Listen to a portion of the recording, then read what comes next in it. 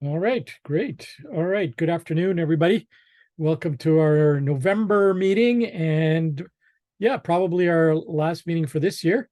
So we'll look at scheduling something maybe for late January, maybe early February. So we'll see for our next meetings, but welcome. And so we've got a few things that we're going to cover today.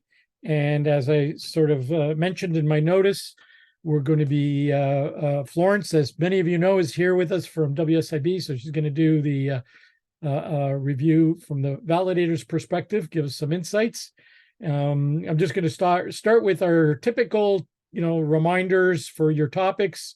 Then we'll get right into the validator presentation, and then the 2023 member survey, and then our usual future agenda meeting suggestions, and any Q&As, and we'll set the next meeting date. All right, so just a few things, typical reminders. First and foremost, you're responsible for tracking your expiry dates. Don't save it all to the last minute. Usually, your last topic should be in by at least 4 weeks before your expiry date. Don't save all 4 topics the week before your expiry date either. So try to spread them out and get them in on time. And don't forget to package the evidence appropriately. And I'm sure we might talk a little bit about that today with the validation, from the validation perspective.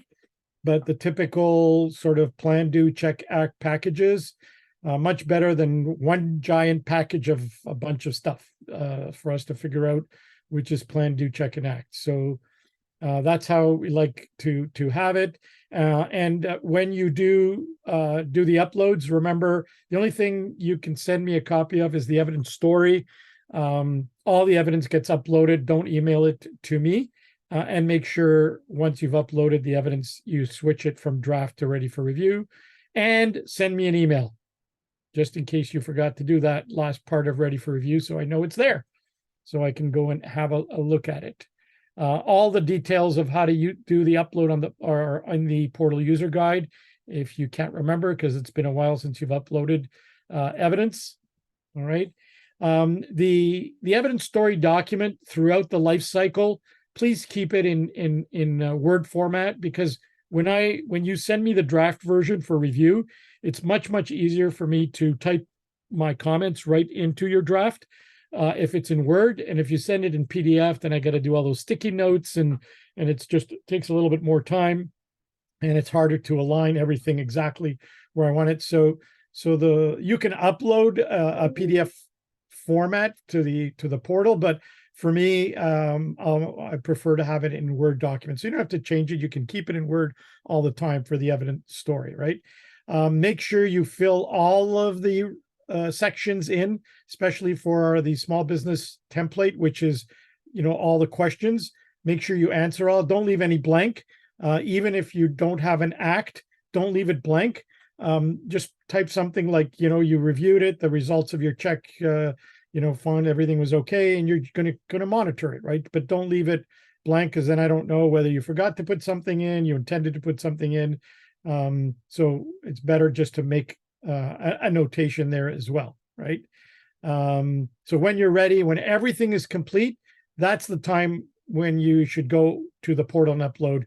There's not really any point in uploading, the plan evidence, and then 2 months later, when you've done the due evidence, right? You just have to store it all, organize it all, and then when everything is done, the plan, do, check, and act, then you're ready for the upload. So it doesn't make, I don't look at anything. So whether it's on the portal or not, before that, I don't look at anything till it's complete. All right. So quick reminder, any questions on that part?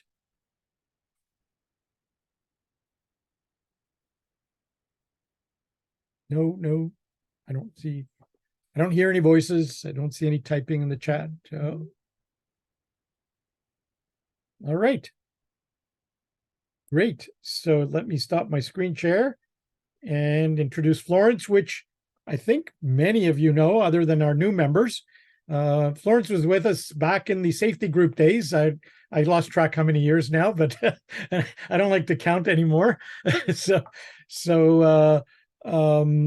She graciously offered to help us out with, just a little bit of update on, the whole validation process, the perspective from a validator. Most of you know the technical requirements, but the tips and tricks is really what we need and things evolve and change from when the program started till now, and best to get it from the folks that do the validation.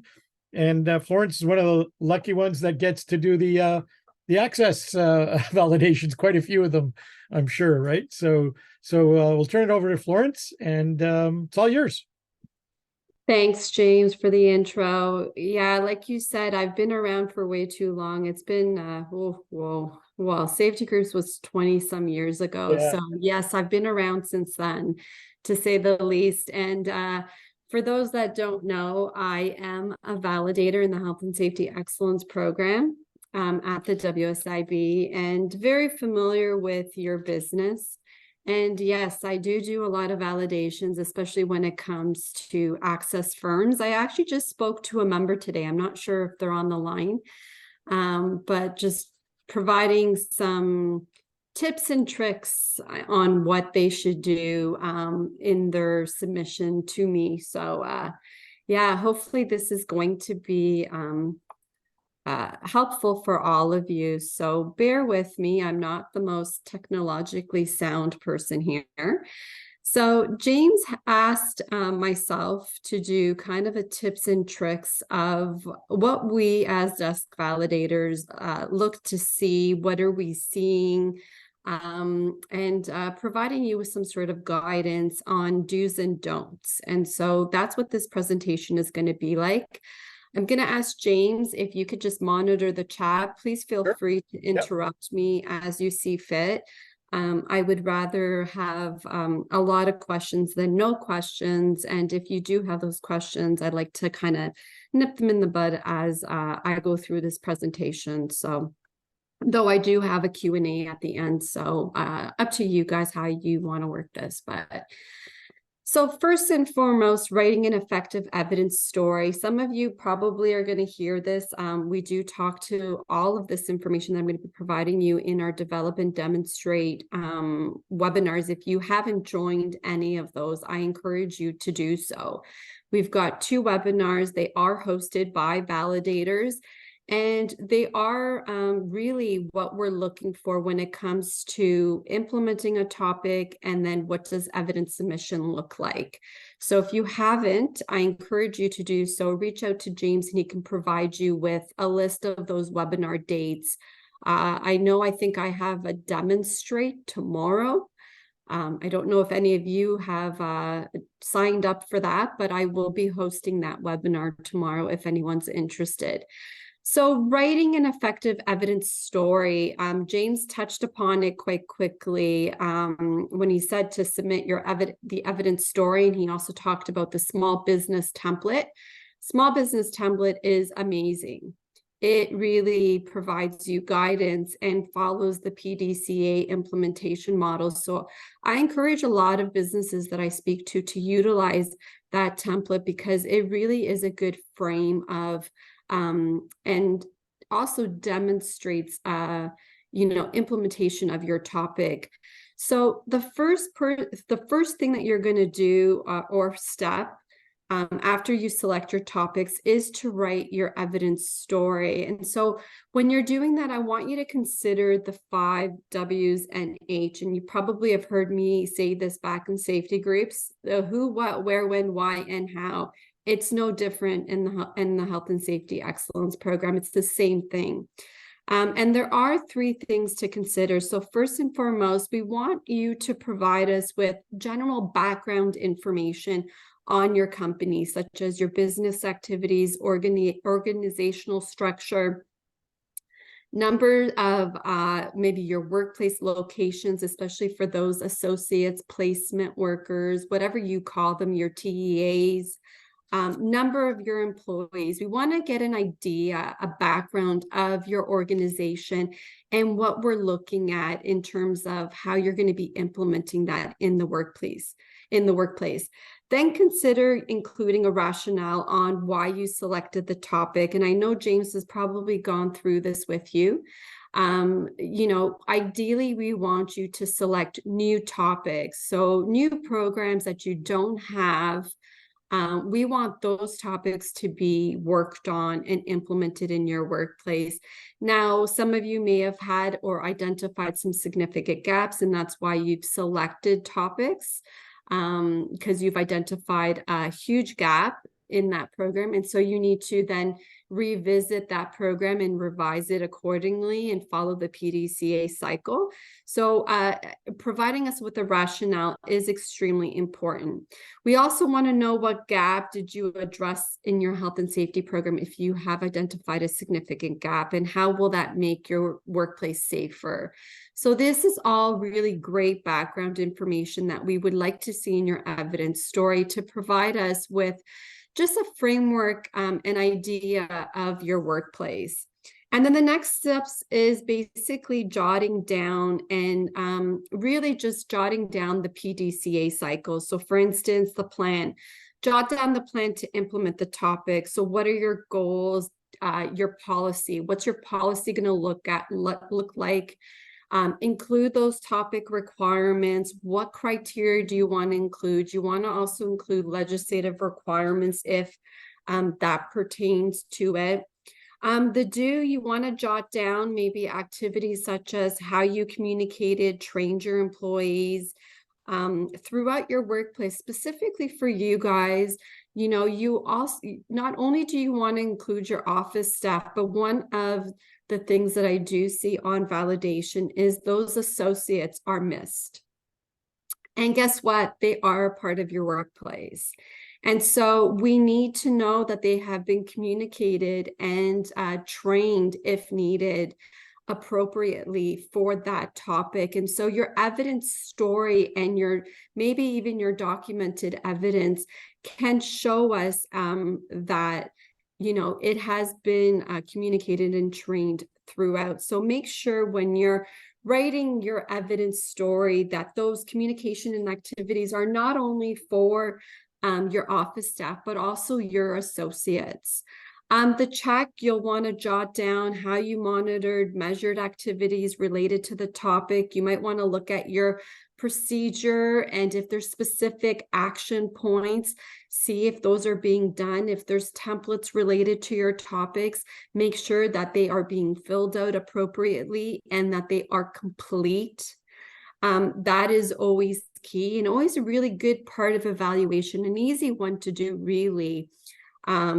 And also you want to think of maybe what are some improvements that you saw? Improvements are always good. Identifying gaps are always good, but just know if you do identify any gaps or improvements, you'll want to then go into the next step, which is the ACT, which is developing that continuous action plan, identifying those gaps, improvements, and then creating an action plan. Who's responsible for what? What are those actions to kind of close out that loop?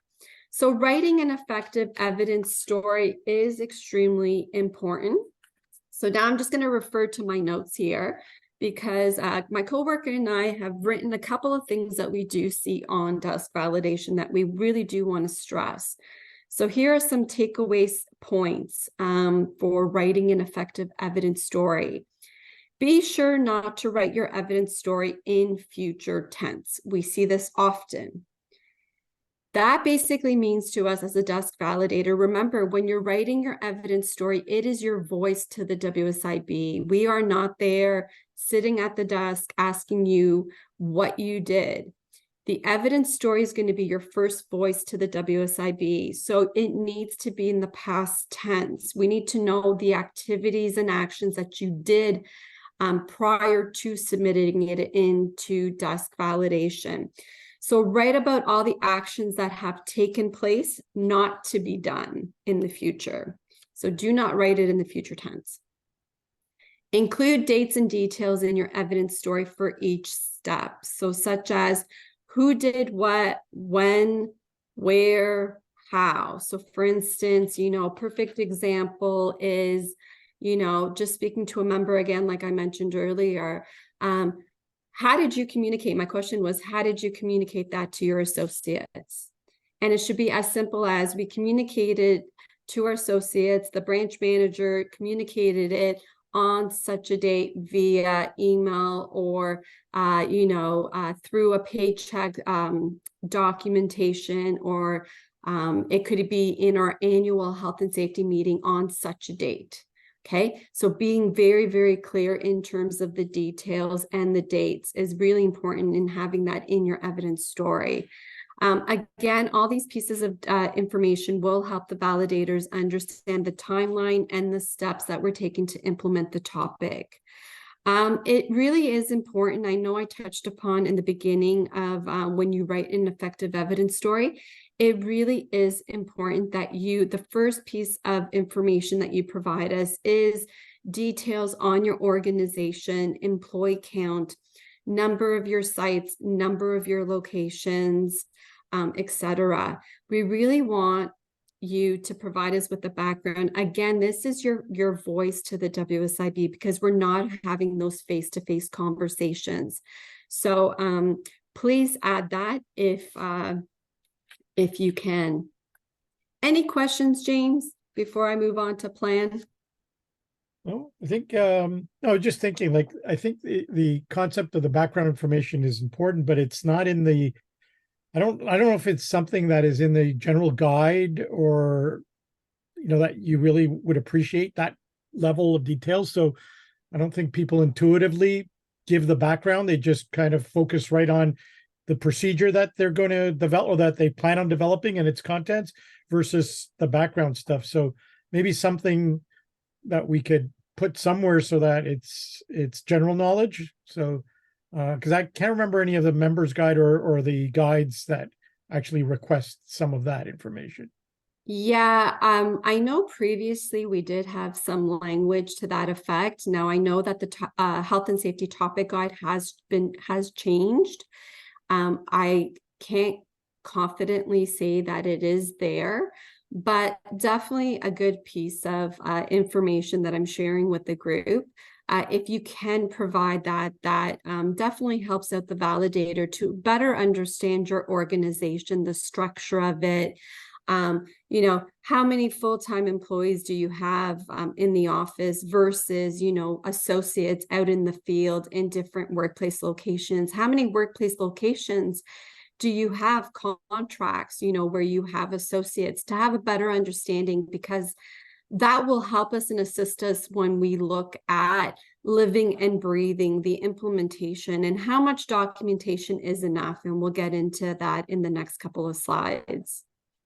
So yeah, I think it also be helpful if you like specialize in just office placements, then state that, right? yeah. So I think that even some of the major categories of placements might be helpful, right? So because Yeah, like, are you, do you have associates in the manufacturing industry? And I mean, we do that background. We do look on Compass, but it sometimes could be very cumbersome because there's just a lot of Nexus codes, and there's lists of pages upon pages. And so letting us know, where you specialize and stuff like that would always be really useful information, most definitely.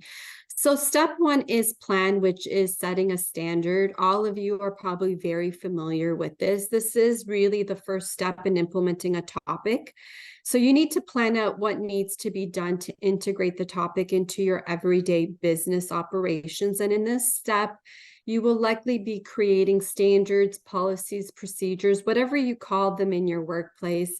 Ideally, typically, these should be new policies, procedures. And when you're creating a standard, you want to think of, roles and responsibilities for all workplace parties. What are senior management's commitments, expectations regarding health and safety, or specifically that topic?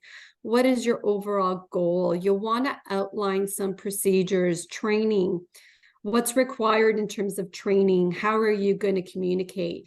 You're going to want to write all that down. Again, it's the who, what, where, when, why, and how. And that should be outlined clearly in your policy, procedure, your standard, whatever you may call it. Also, you want to consider in this step too, that many of our topics that we do have in our topic requirements in our program have a legislative compliance component that you will need to take into account. And as you develop these topics, the first place to develop those legislative requirements and document them will be in your standard, your policy. So for example, let's just take first aid. There are legislative requirements, there's posting requirements, there are specific actions so that you need to follow and meet legislative requirements. And so that should be all documented there, because James has probably heard this many times over, you win the $1 million. $1 million won't really get you anywhere nowadays. So let's just go with 100 million. You pick up and leave, and you leave this policy or standard. Really, another person should be picking it up and understanding what the expectations of the program are. And so if it isn't clear, then you haven't developed or written it to meet clear expectations of your program, but you do want to ensure that legislative requirements are there. Now, for purposes of our program, I always say to everybody, remember to keep all your documentation, such as your policy, your standard. You might want to include this as a part of your evidence package when you're ready to show the WSIB. So when you upload all that documentation onto the digital tool, I always recommend to my members that I do speak, you might want to keep a folder, whether it be on your desktop or somewhere on your shared drive, specifically for the topics that you're working on. And as you're working on those topics and developing those tools and templates, putting a copy into that shared folder. So when it comes time to leverage the documentation and upload it onto the digital tool, you already have that folder already ready to go. And so that's just kind of some tidbits on that. Now, again, if you want to take some takeaway points, here are some tidbits as a validator, what we see often. So do's and don'ts. First and foremost, be sure to look at the topic requirements. So ask yourself, are your documents, your policies and procedures meeting the topic requirements? If you don't know what the topic requirements are, that's the first problem. You will need to get familiar with the health and safety topic guide that James and I were just speaking to. For every topic, there are topic requirements. There are certain bullet points that need to be met for purposes of our program. And oftentimes when we do issue an AER or an incomplete decision, it is because you are not meeting topic requirements. And so it is a common mistake that does lead to an AER. Sometimes it might even lead to an opportunity for improvement. I have an example here, incident investigation topic. It does require, one of the topic requirements for this topic here requires the person or people to be trained. And so sometimes people, when they don't look at the topic requirements, they don't see that. And oftentimes I will issue an AER if you can't show me in your evidence story or through documentation that you have a competent person who has been trained on the topic and how to do these incident investigations, it might go back as an AER. Also, be sure to customize your provider templates to ensure you're meeting company expectations. That is often a problem that we see. We do encourage you to use provider templates for the topics. However, having said that, we want you to customize it to your business. Not every template is going to meet every company. And so there might be comments or statements within that provider template that you will not follow through on. And so having said that, you want to go through that provider template, whether it's a standard policy procedure or an investigation template, and actually take out things or add things as you see fit. So make sure you customize any templates that you use.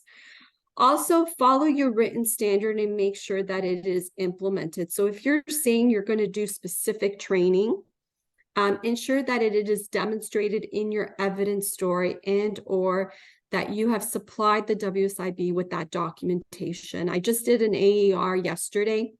I had an employer who said the topic, once again, incident investigation. The health and safety manager will be competent and will be provided accident investigation training. And so my question to that member on a clarification call was, did this person have that accident investigation course training? They didn't know what I was saying because they utilized a provider template. And so I had to issue an AER. So make sure if you have specific language to training or communication, that is being done. Also, OFIs. So use those OFIs from previous action plans to help you develop your topic. Also your evidence story and how to select uploaded evidence. Some of our OFIs that we do provide from previous action plans, we are trying to assist you moving forward in our program. So it could be simply the amount of evidence. It could be the type of evidence that we provide you an opportunity for improvement on. So use that guidance that we give you, that suggestion on those decision letters, and utilize them moving forward in our program. So that's the plan. Now, step 2 is due. So after you get maybe your senior leaders to approve your standards, your policy, your procedure, and any other types of tools and templates that you might have implemented, it's now time to implement your plan. And basically this step involves telling us how you communicated your new standard. So who did you communicate it to, when and how? How did you train your employees who have roles and responsibilities within the procedure to ensure that they understood the intent and purpose of your policy and procedure? So describe who was trained, what they were trained on, how they were trained, when and by whom. So for instance, just an example of that, what that looks like maybe potentially in an evidence story could be all employees attended a formal 2-hour training session on July 8th, 2023, run by the health and safety coordinator on the requirements to report hazards, and the following documentation was provided in the digital tool for you to view. That's excellent. I would love to see something like that. It's not often that I do, but I can say that some members are very explicit and very kind of complete in sometimes the bullet points that they do provide us. And yesterday I had a really great one where it really only took me not so long to validate, and I was able to just put that through as complete. Also in this step is to implement the topic. So living and breathing. So executing your plan for the topic at hand. So you want to describe in your evidence story how you implemented the topic, when and where. This piece of information is very important as members really do overlook describing how they've implemented the topic after they've communicated and trained the standard. So to ensure, we do want to ensure that you demonstrate the implementation across all your sites, your locations, if applicable. So for the ACSESS group, this is a difficult one and sometimes could be a little bit problematic. However, we do work it out, right, James? Usually. We do work it out.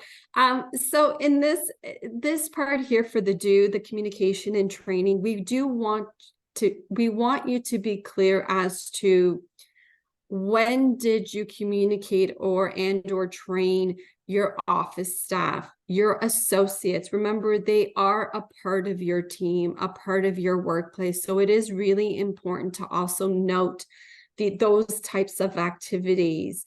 as well as the implementation. You know, if you have specific forms that your associates are leveraging. So for instance, if there is an incident that occurred and they fill out a form and they provide you a copy via email, whatever it may be, you know, note that, you know, and write that in your evidence stories. So if we're using the topic of injury, illness, and incident reporting, indicate, you know, that associates have reported incidents. We have seen a rise because of the introduction of this topic. And you might even want to say, like, you know, how many incidents were reported, what types of incidents, the period of time. We want you to review that data, and that will go into the next step, which is going to be evaluation. Also, it's important that you take the time to carry out key activities during this step. So as you're integrating, so you want to ensure that, you know, those living and breathing activities are noted in your evidence story. So as you're working through this step, pieces of documentation that you might want to consider is, remember to keep records and documentation of activities such as newsletters, posting, memos, emails, training records, videos, photos, you know, completed records. So if you got forms and tools that you're utilizing and people are filling out, instead of providing us blank ones, provide us completed copies, because that demonstrates living and breathing. A blank copy of an incident reporting form is not going to help me, is not going to demonstrate living and breathing. Completed certificates will show me, demonstrate living and breathing. Just saying a statement that we will provide them with training doesn't demonstrate, once again, living and breathing. So again, some takeaway key points. Anyone with roles and responsibility needs to be trained on the standard. And it is a reason for some of our AERs. People who have roles and responsibilities within the standards sometimes don't have the appropriate training. And if there is very specific training in the policy, sometimes the member doesn't even know that that's there, or they haven't had it as of yet. Tip: communication and training are not the same. Communication involves telling your team about the changes that are being made, the new policy, when they can expect training, and what the results of the work are expected to be. Training involves learning new skills and knowledge, and really applies to the person that is going to be working with the topic. So for instance, let's utilize return to work as an example.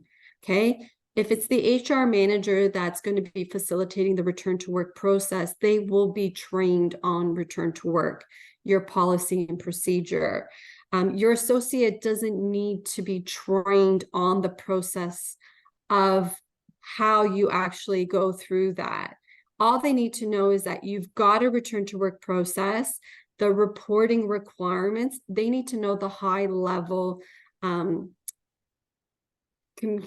piece of the policy. They don't need to know the nitty gritty of, you know, how you're going to communicate with the worker, how you're going to accommodate them, to get them to do a job description, to accommodate them in the process of the return to work, and so forth. All of your impacted employees will need to be provided with the necessary training. Supporting materials you've collected while implementing your topic, like audio, video recordings, policy documents, meeting minutes. So as you're working on your topic, you might want to put all that documentation in that folder. So when you're ready for to upload it onto the digital tool for the validator at the WSIB, you've got it readily accessible to you. Your supporting materials must reflect at least 20% of your locations. That's best practice, okay? It's going to be 20%. And again, this is if it, you know, if your business covers multiple sites, locations, accounts. So rule of thumb is 20%. I know some of the members here within this group are huge, are very, very large. When it comes to sampling, we do want to see a sampling of evidence. And so what does that look like? You're probably all thinking and you're saying out loud to your face, like, do you want 500 pieces of paper? No, is probably the best way to answer that. All I could simply say, if you are a large organization, I want you to contact James. Rule of thumb is we want to see 20%. However, if you are extremely large, we want to work with you before you upload onto the digital tool to kind of assist you in that sampling size. So I want you to engage James in that conversation, and then James will speak to his PMC and to maybe even a validator. It could be myself. It could be someone that can assist you guys in that process in terms of identifying what that sampling size could look like. Because I know 20% of your business could be hundreds, if not thousands of pages of evidence. And that's, we want to discourage you from doing that because that's not the purpose. The intent of sampling is to demonstrate living and breathing. And so when we talk about living and breathing, we want it to be throughout, not only the office, but also at the associate level and their workplace locations. And so we want to ensure that documented evidence that you do provide to us, whether it be in the evidence story or the documentation itself, you know what location that is and the date of it. That also provides us really good evidence to assist us to see that we are getting a sampling of evidence. There's a question. So once again, your evidence story. Sorry, James. There's a question in the chat. Yeah, of course. So Florence, do you want 20% of our internal sites or 20% of all clients, associates, etc.? So 20% of all locations. So that would include site and offsite. So yeah. So branch, office, 20% of branches for internal. Yeah. And then 20% for placement site. Yeah, it would be 20% throughout. That's what we would want to see is throughout. So not only your branch locations and where your associates are located, but once again, for those that are huge, I want to encourage you guys, pardon me, to reach out to James, and we will work with James to provide you with further guidance in terms of sampling size of evidence, because every business is going to be entirely different. Because in the ACSESS group, we've got some really small members, and then we've got some really medium, large, and then super huge.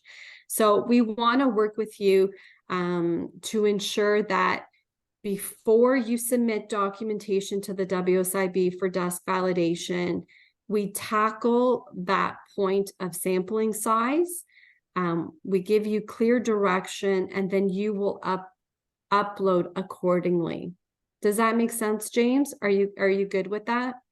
Yeah, I mean, there is a note in the chat that it's been inconsistent, Yeah, some extent, just because there isn't clear guidance, and so how much is enough is always a question, and sometimes it's not, it's too little, and sometimes it's too much, and we're trying to find that sweet spot, right? So, because we have had, submissions of over 200, pages in the PDF, and because it was requested, and then certainly submissions where there weren't enough, so they want some more, right? So we do need to find what's appropriate.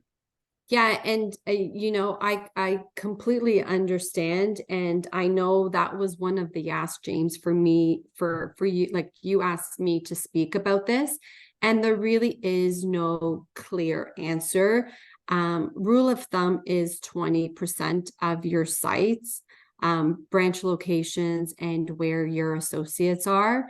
However, like I said, those that are huge, we don't want hundreds and let alone thousands of pieces of documentation. And we want to discourage you doing that. What I want to encourage is that you reach out to James, and we will work, WSIB will work out with James on what is the best sampling size for your business specifically. Because like I said, every business here within this group really ranges from small to huge. And so I can't give you a definite answer, but what I can do is give you a promise that we will work with James to provide you what would be the most appropriate sampling size for your business. Okay. Yeah. There is another question. Yeah. As far as guidance to approaching the temporary employment agencies regarding validators requesting pictures and videos from client sites, which really ain't going to happen, right? It's not, you know, like client sites don't want you to take pictures in their site. So evidence like videos and pictures are going to be problematic for client sites versus the offices, which is really easy. So that's something that is a challenge, right? For that type of evidence. Yeah, and I mean, yeah, videos can be problematic, most definitely. I completely understand. There's other types of evidence that you can show. And I would encourage you to leverage that. Refrain from obviously what you can't, obviously you're limited in what you can access. But there are pieces of documentation that you can access, especially for certain topics. So I would encourage you to leverage that. Or what you can do is, in your evidence story, indicate, it should be clearly demonstrated. Once again, leverage your evidence story for noting down certain activities that have been done. So you want to write like what activity, when it was done, for what location, and so forth. So utilize that evidence story, because once again, that evidence story is your voice to the WSIB.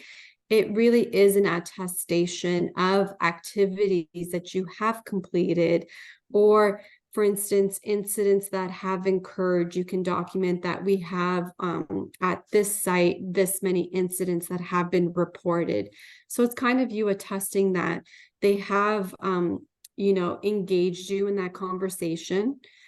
Forms are being filled out because you are being notified, and certain actions are being completed accordingly to your policy and procedure. Anything else, James? Nope, that's all in the chat so far. Okay, so step 3 is a check. So after you've communicated, trained, implemented, so that whole living and breathing piece, your topic, you'll now need to evaluate it, or this is the check step, to see that your topic has been fully implemented as you had planned. So here is where you document how you monitored. This is where you will measure your activities relating to your topic. This is where you're going to be doing a formal program evaluation to determine if the results that you wanted to see have been achieved or not. This is where you'll identify gaps. You will be providing a summary of your findings, any recommendations. If there are any recommendations or findings, you want to describe the who, what, when, where, why, and how. You'll want to include what those gaps are or improvements that you found. And, it could also go the other way, where you just kind of say everything is meeting expectations and everything has been completed and we've acknowledged success. We've kind of just congratulated everyone if that's the case. We do also want to just make a point of saying that, we want you to allow sufficient time to implement your topic before you do an evaluation. So once you do communication and training, there should be a period of time that is left. So whether it looks like 1 month, 2 months, 3 months, a period of time has to lapse after doing training and then you start evaluation. We don't want you to rush evaluation. We want you to allow enough time between training and implementation, and then do evaluation, because it is important that you actually identify if there are any gaps. And if there are any gaps, we want you to develop a continuous improvement action plan to close out that gaps accordingly. So some tidbits as a validator. I can't stress the importance of give sufficient amount of time before evaluating the topic. Anywhere from about 1 to 3 months, really depends on the topic, really. The overall purpose of this step is really to answer the question, did you do what you set out to do in your policy and procedure? And is it working? And are there any issues that you've identified? Once again, you could reach out to the provider if you're unsure of what that window of time looks like. They are your subject matter expert, and I like to think that James knows what we're looking for. Yeah, I mean, I'm sure you do. yeah, I could say, like, typically I've pretty well, based now on experience in the program, don't really encourage anything less than 8 weeks. So a good 2 months from the completion of the due. I've found anything less than that, again, it's hit and miss with different validators. Some will, it's okay. 1 month for sure. I don't think I've ever had it okay for like 4 weeks. So definitely I try not to encourage anybody to do anything earlier than 8 weeks as a minimum. Ideally longer, the better. You get a better sense of how the topic is going. So just to give a framework of what kind of I've been trying to train folks and getting into the habit of at least the 8-week mark. Yeah, no, good point, James.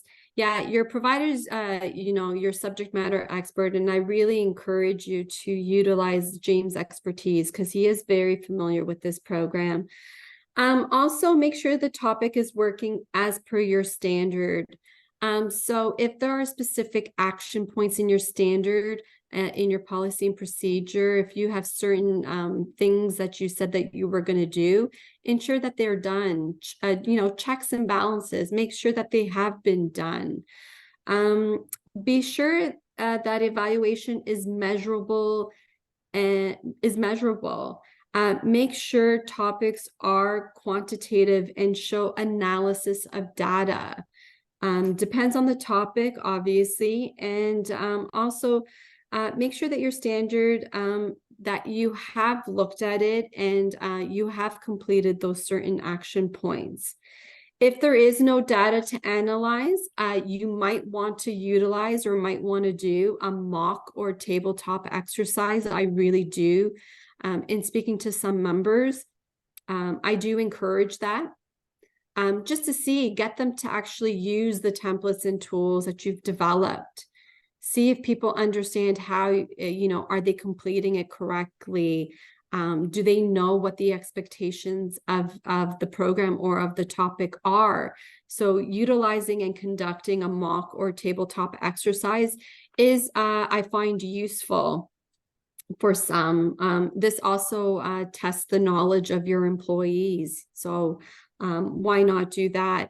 So some examples of evaluation activities, again, this is just some, not all. Could be a documentation review of maybe your training records to ensure that everyone has been trained. Observations are always really good. And if you do observations and go out to see your associates, document those observations. Those are really good pieces of documentation as well as evidence. I would love to see that. You don't have to take pictures, but you can observe and then you can write your findings in a report. You can do that, forms and reports, making sure that they're being filled out accordingly, depending on the topic that you're looking at. And are they complete?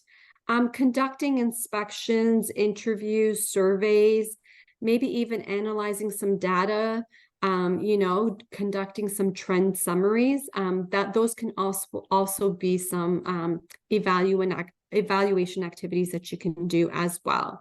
Also, you can consider using a topic evaluation checklist. I think, James, you have one. So you can definitely utilize that evaluation checklist.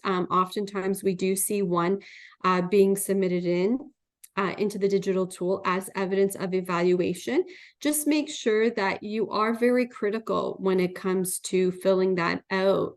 Ensure that you're meeting topic requirements, and that you're completing your forms and that everything is noted there in the evaluation checklist. There's a question. Would a focus group work as a check, or would you expect a tabletop exercise to be completed by everyone?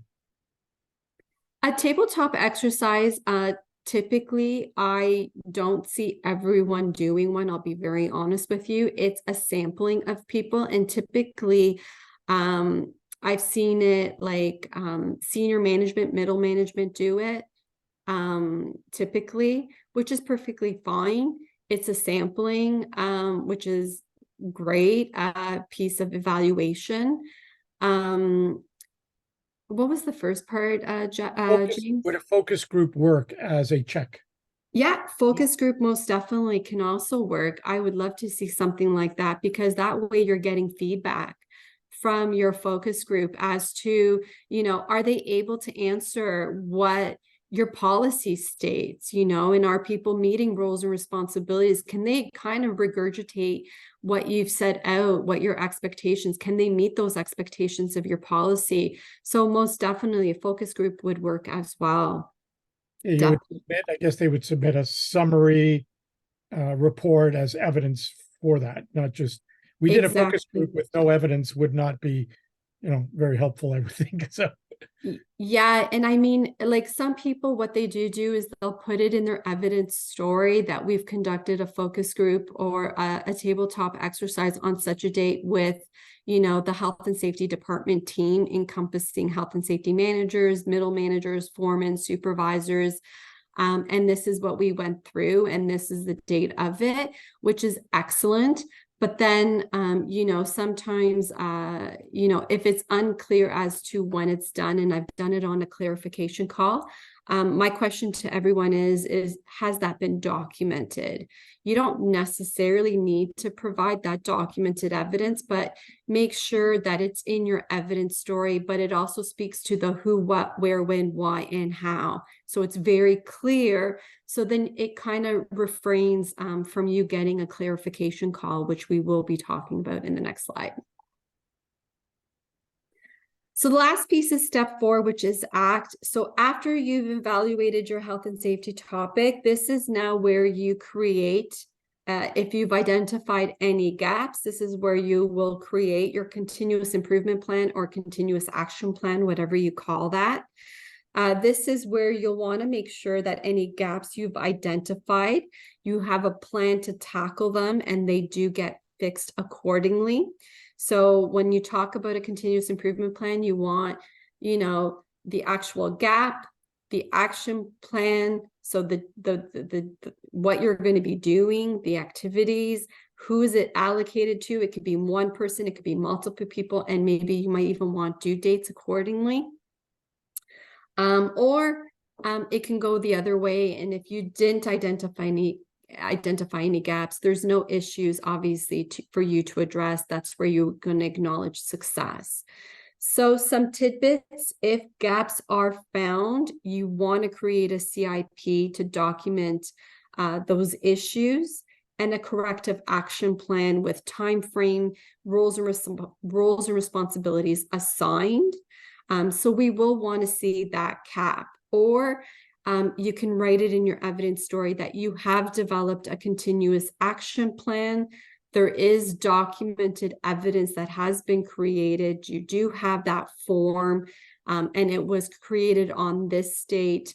You might even want to go down the road and even include possibly that you've completed one of those action points. and that you've got 5 outstanding. So it kind of gives us an idea that you are tracking that if you don't provide us with that evidence. But again, if you don't have any issues that do come out in evaluation, you want to celebrate and recognize the effort of your employees. So acknowledge their hard work and success of your health and safety program. So ensure that you put that either in your evidence story or provide evidence of that in the digital tool. Any questions on that, James? I saw some questions come through. Must all ACT items be completed, or can they be planned for future, i.e. post-closure of the action plan? Ideally, we want at least one action plan to be started, if not completed. So at least one, like if you might have 3 or 4 items, but at least 1 or 2 should have been done by time of submission. Yeah, and this goes back to, from the communication and training, so from the implementation piece, we want a period of time to pass. And that's why we ask for that period of time to pass, because during that period, you're probably going to acknowledge maybe or identify quite quickly some gaps, and you might have to close out that. And so it gives you an opportunity to do that and to address potential gaps in your program. Yeah, and I think generally what I've seen is it's reasonable if the gap is going to take you several months to close, then necessarily won't be expected to be closed at time of submission. But if it's updating the procedure, there was something in the policy that was missing, really, that shouldn't take months to do. You update it, you note it on the CIP, you upload the updated version, something like that. We usually would expect that action item was complete at time of submission. Yeah, definitely. So this slide here, I'm not going to go through it because I know I'm at time. I'm so sorry, James. Okay. But this is just some examples of documentation that you can submit onto the digital tool for evidence. These are all really good pieces. Really pick what's best for your company. Like you said earlier, I think there was a comment, video doesn't work for us. And that's perfectly fine. We completely understand, and we don't expect videos for everybody. It's not going to work for everybody. Your organization's, everyone's business is completely different. So leverage what you have implemented and what you are utilizing in your workplace. And that goes back to the point of maybe creating a file folder, whether it be on your desktop or a shared drive, and start putting pieces of implementation, your policies and procedures, your training records, and so forth into that folder so you can leverage that work. We're not asking you to create new work whatsoever. There are some resources. We've got sample evidence stories. We've got a demonstrate guide. We've got 2 presentations, develop and demonstrate, that are available that you can join. You can get really, you're going to hear the validator's voice as to what we're looking for, some tips and tricks there for you. So you look onto the digital tool under the resource tab. Here are some resources available to you. I just want to kind of mention clarification calls. So in some cases, and many of you may have already had a clarification call with the validator, and these are basically where the validator may need to clarify or verify information pertaining to evidence that has been submitted or uploaded, or your evidence story that's on the digital tool. So we're calling to clarify to get further information. Please call us back.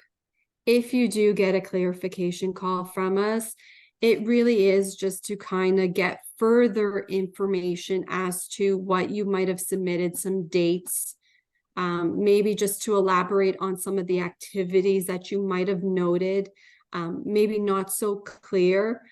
So it's just us basically gathering more information. And really the purpose of those clarification calls is to get the topic to a complete, because it could go to a complete with opportunities for improvement. And, like I said, examples of information during our clarification call is obtaining information about a form, which is referenced in a procedure or process, questions to help understand, activities taken, and so forth. And based off of that clarification call, the validator will determine whether it goes to a complete with opportunities for improvement, or just a complete, or additional evidence required. So it's really important that you call us back. I am finding that people do not call us back sometimes. So in the event, if we don't get a call back, it will go to an additional evidence required. So we want to kind of discourage that. You know, I hope we seem like we're nice people to speak to, and that, you know, it is a safe space, that, you know, when we are calling you, it's just a conversation. So that's it for me, James. Question, any questions? This is a good time. I did post the link to the dates for the webinars earlier in the chat. So Excellent. Thank you. the link from the WSIB website with the dates that are left for the year. So if anybody wants to take advantage of those. Any other questions on anything to do with validation, preparing? Yeah, really the one piece of advice I can give you all is really leverage what you have currently in your workplace. Don't make any new pieces of documentation that get uploaded onto the digital tool. I see a lot of people trying to create documents for us, but that's not the purpose of this program. What we want you to do is develop a standard. You might have to create tools and templates for that topic and implement that in the workplace, but then leverage those tools as documented evidence. If you're conducting, you know, observations, document those and leverage that as evidence. You know, utilize your provider templates. They're really great, but the one piece of advice I can give you is, you know, ensure you're customizing them, because what I'm seeing a lot of, it's too much.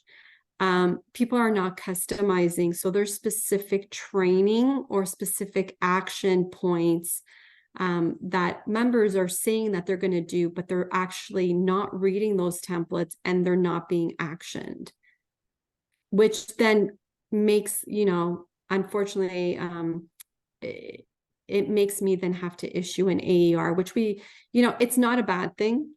It's just, it could be mitigated if you just read the templates. Okay. There's a question about, will a topic guide be expected to change again? It was changed mid-year and affected topics already in play. Yeah, I haven't heard anything. I don't know if you've heard anything about the topics guide changing again. Yeah, I don't know, James. I'll be honest with you. I haven't heard anything. Yeah, I mean, I can see maybe possibly 2024, maybe some updates to it. Right now, by the end, until the end of the year, I can't see something. Not for 2023, but for next year, yeah. Possibly, just because I know we're having discussions on certain topics that are, you know, may not be clear to the members. And so we might want to take a look at it and kind of just make it, the topic requirements, more clear, concise, but nothing's for sure yet, nothing. So I don't know. I'm sorry. No, I haven't heard anything either. So yeah, haven't heard. Yeah. Any other questions?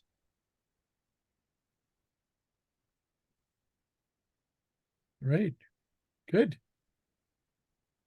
If any do come up, I'll be glad to forward them on to Florence if you had anything that comes to mind after today's presentation. So otherwise, on that note, I'll thank Florence very, very much for sharing some insights, and then hopefully it can help us get you better submissions, so make everybody's life a little bit easier. So and like I said, take advantage of the webinars, I've taken them all. Again, a good reminder if you've been around in the program, and it's another opportunity to ask questions again. So do that if you haven't. And if you're new to the program, definitely do that for sure. Otherwise, thanks, Florence. I greatly appreciate it. Thanks everybody. Thanks, James, for having me. And yeah, if there's any questions, please feel free to reach out to us. We're here to help you and work with your providers. So thank you, everybody. Have a great evening. Right. Thanks Bye very for much. now. Bye. All right. So there you go. Hopefully that you found that helpful. And the next item for today is for you to go to this link. I am going to post it in the chat, and I would greatly appreciate it if you could go to that link. Oops, sorry. Let me try to copy it and post it. I don't know if it'll work from here. I think I have to do this first.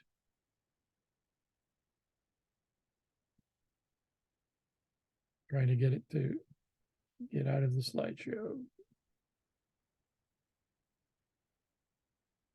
There we go. Oh, it didn't work. Stop sharing it first, maybe. I will try it that way. It's probably easier. And then just post the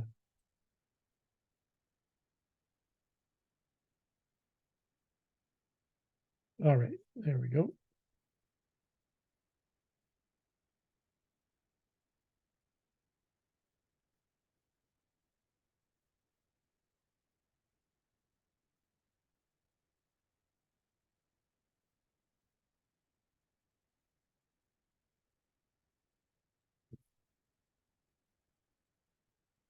All right, there's the link. If you could all do me a favor and go to that link right now. I know some people have left already, unfortunately, so I'll have to do it again in the new year to make sure that I get feedback. It's our survey, and I didn't get a lot of responses last year, so the data was not very helpful. So we need to get more and more folks to take a few moments. Takes about five minutes or so to answer the questions. We're trying to see how we can improve the program. If you can make any suggestions on improvements to the program, I will be sending it out by email as well. But I find unless I give people an opportunity to do it at like a time like a meeting like this, people just don't do it, right? And then we can't get enough data to see where we need to focus improvements to the program. So please take a moment now while we're looking at a date for the next meeting, which would probably be, I would say, probably early February. Let me take a look at just because sometimes January is a very busy month for everybody. And people are just getting back. Some people are still away. If you're taking any holidays or vacation. So let me just open up my calendar and see where early January falls in. And then obviously we'll send out the invites and all that. So probably looking at early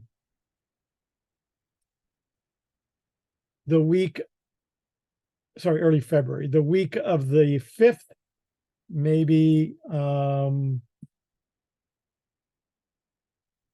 8th is a Thursday. So 1 p.m. All right. All right. So Thursday, February the 8th, 1 p.m. All right. Please take the time to do the survey. And if you have any questions, you know where to find me. Otherwise, since this is the last meeting for the year, I wish everybody a very happy holidays and a happy new year. And if you have anything expiring before then, make sure you get it in, because I'm not going to be doing reviews for validation during the break. In fact, I will probably be offline, from the 22nd, which is a Friday, probably till the 8th of January. So if you have expiry date between that, you better get it all in beforehand, because it's not going to happen. All right. All right. Thank you very much, everybody. And all the best. Take care.